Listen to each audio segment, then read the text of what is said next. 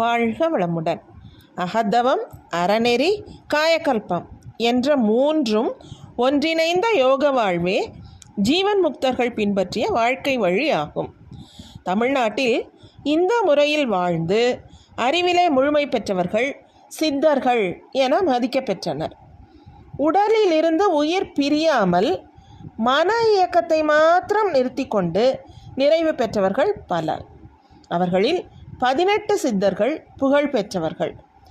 உயிர் பிரியாத உடல் பெற்று ஜீவ சமாதி அடைந்தவர்களுக்கு ஒரு அடையாளம் உண்டு. உடலை எத்தனை ஆண்டுகள் வைத்திருந்தாலும் அது கெடாது. அத்தகையவர்கள் உடலை அவர் சமாதி எய்திய பிறகு மண்ணில் புதைத்து அதன் மேல் ஏதேனும் சிலை வைத்து அதனை வழிபடுவது வழக்கமாயிற்று.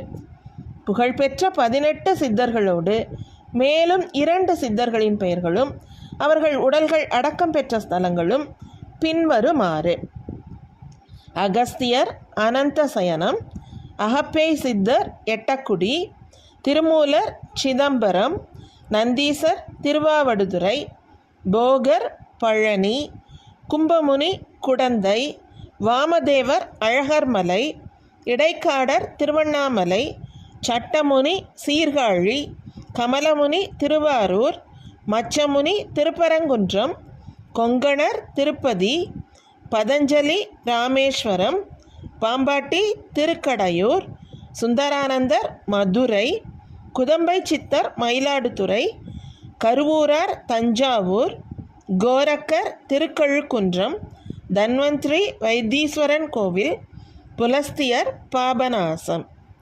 வாழ்க வளமுடன்.